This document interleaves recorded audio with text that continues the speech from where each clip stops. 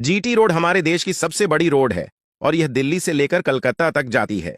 हमने पढ़ा है कि किताबों में पढ़ा है कि शेर शाह सूरी ने 16 शताब्दी में जीटी रोड का निर्माण करवाया, लेकिन यह पूरी जानकारी नहीं है। शेर शाह सूरी ने सिर्फ जीटी रोड की मरम्मत करवाई थी। जीटी रोड का इतिहास तो महाभारत काल का है। जीटी रोड का निर्माण महाभारत काल में हुआ था।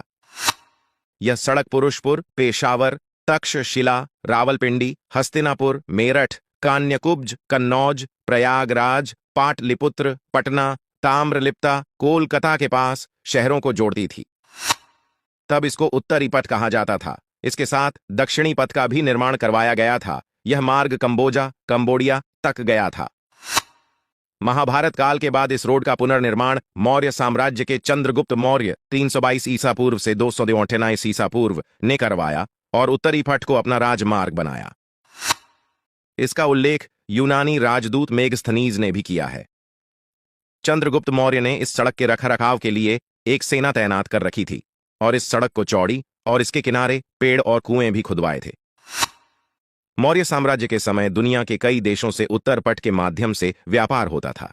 चंद्रगुप्त मौर्य के बाद सम्राट अशोक 261 ईसा पूर्व से 122 ईसा पूर्व ने इस रोड का ध्यान रखा और इस रोड के किनारे किनारे रुकने की व्यवस्था करवाई और इस मार्ग का सुंदरीकरण करवाया। अशोक के बाद राजा कनिष्क 127 ईस्वी से 150 ईस्वी ने इस रोड का ध्यान रखा और इसकी मरम्मत करवाई। बाबर के सैनिक के रूप में कार्य करने वाले और फिर अपनी प्रतिभा के दम पर सेनापति बनने वाले शेर शाह सूरी ने हुमायूं को हराकर उत्तरी भारत में राज्य किया।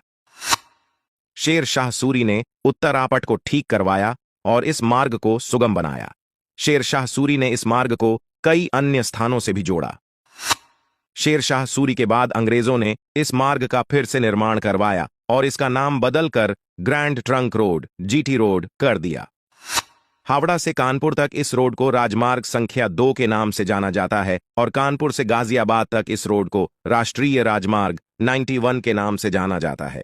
ये रोड बाघा बॉर्डर तक जाती है और फिर उसके आगे पाकिस्तान में पेशावर से होते हुए काबुल पर खत्म होती है।